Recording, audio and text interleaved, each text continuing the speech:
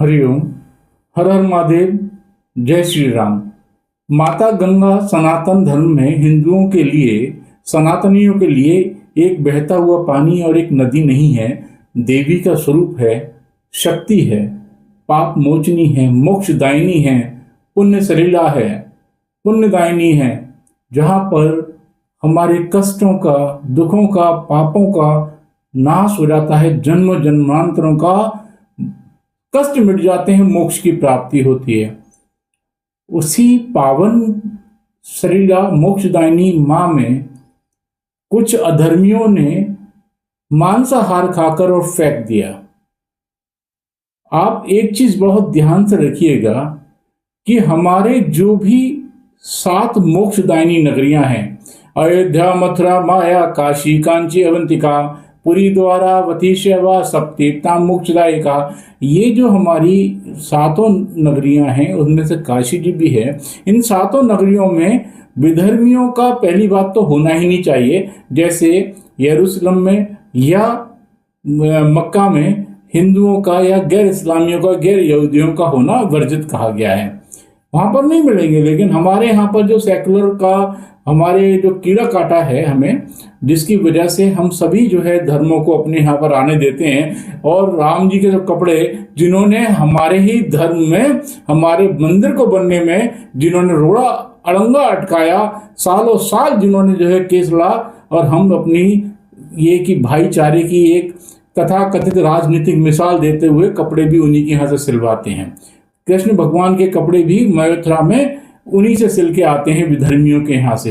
लेकिन हमें तो प्लास्टिक का और ये अजीब तरीके का कीड़ा सेकुलरिज्म का काट गया है। हम रंग भी जो है उन्हीं के हाथ से लाके लगाएंगे, राखी भी उन्हीं की बंधवा के बांधेंगे भगवान के हाथों में।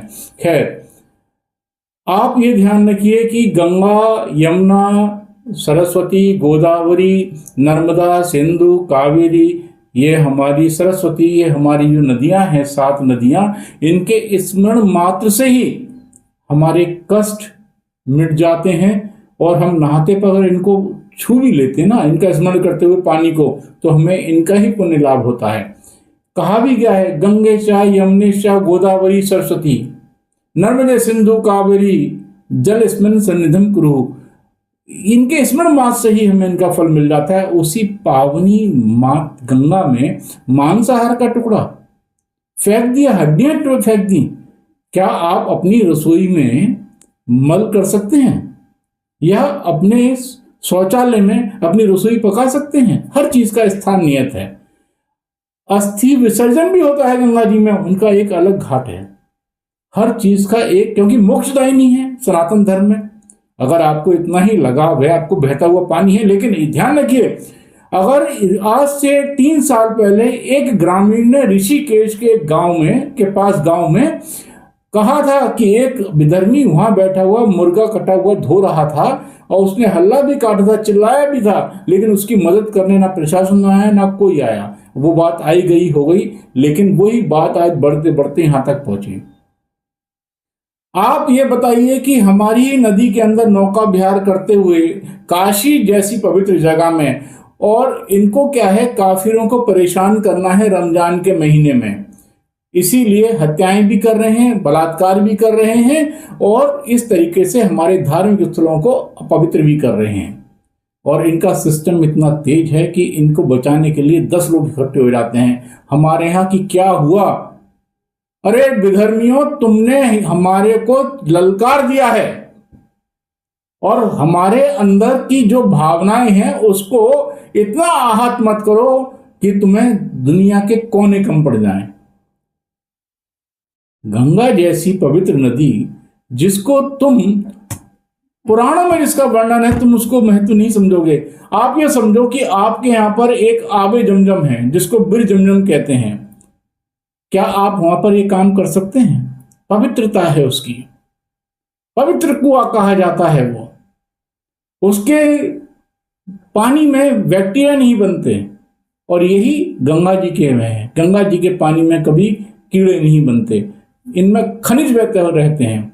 आप उसको दूषित कर रहे हैं, और उसी को दूषित कर रहे हैं जो आप वहां पर पी रहे हैं। आपके घरों में वही तो पानी आएगा ना। लेकिन आप जिस तरीके से विधर्मी मलेच्छ सनातन को परेशान कर रहे हैं, उसका अपमान कर रहे हैं, ये बात बहुत दूर तक जाएगी और सरकारें इस पर मौन होकर बैठी हुई हैं। अदालतें इसको एक छोटा सा अपराध कहकर छोड़ देती हैं, लेकिन अगर देखा जाए तो ये धर्म और दंगे करवाने की एक बहुत बड़ी साजिश है। ऐसे लोगों को सरेआम सिर मुंडवाकर पिटाई करते हुए शहर में इनका जुलूस निकाला जाना चाहिए और ऐसी सजा देनी चाहिए कि दोबारा इस तरीके की हरकत ना हो। जागो, खत्म हो जाओगे सनातनियों, क्योंकि ये सरकारें आपके लिए कुछ नहीं करेंगी, आपने खुद अपने लिए खुद करना है। आपकी जय हो, धर्म की जय हो, भारत माता की जय हो।